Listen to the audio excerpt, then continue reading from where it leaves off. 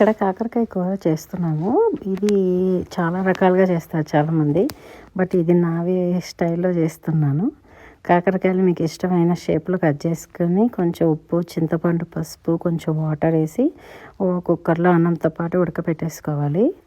తర్వాత చింతపండుని తీసేసి నీళ్ళన్నీ బాగా పిండేసి కాకరకాయలని పక్కన పెట్టేసుకోవాలి. దీంట్లో ఇది చేయడం వల్ల, చింతపండు వేయడం వల్ల మనకి చేదు అనేది తగ్గుతుంది.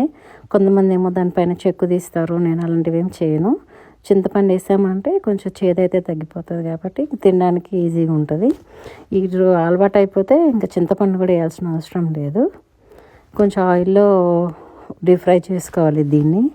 ఎక్కువ ఆయిల్ వేసుకుంటే మళ్ళీ మనం వాడలేం కాబట్టి కొంచెం సరిపడా ఆయిల్ వేసుకొని డీప్ ఫ్రై చేసుకోవాలి. ఇది కొంచెం వేగడానికి చిన్న మంట మీదే పెట్టుకొని వేగించుకోవాలి. నాకైతే ఇవన్నీ వేగటానికి 10 మినిట్స్ అయితే పట్టింది. ఇవన్నీ కలర్లోకి వచ్చాక కొంచెం అన్నీ తీసేసుకొని పక్కన పెట్టుకోవాలి. ఆయిల్ వేస్ట్ అయిపోద్దని ఏమనుకోకండి. ఈ ఆయిల్ని ఎలా రీయూజ్ చేసుకోవాలో చెప్పిస్తాను. దీనికి ఒక కారం చేసుకోవాలి. ఆ కారానికి ఇవన్నీ కావాలి: పుట్నాలు, ఎర్రగడ్డలు, ఎండుమిర్చి.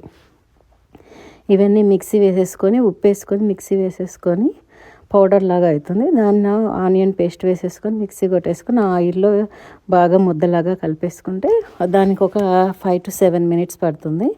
సో నేను ఇక్కడ కొంచెం ఎక్కువ చేశాను ఈ కారంని మళ్ళీ ఇంకా వేరే కూరలకు కూడా యూజ్ చేసుకుంటాను నేను. బట్ ఈ కాకరకాయకి సరిపడా కారం కొంచెం మాత్రమే తీసుకొని దీన్ని బాగా కలిపేసుకోవాలి. ఇది ఒక 2-3 మినిట్స్ వేగిస్తే ఆ రెండు కలిపిస్తే అయిపోతుంది. ఈ లెఫ్ట్ ఓవర్ కారాన్ని నేను వేరే కూరలకైతే యూజ్ చేసుకుంటాను.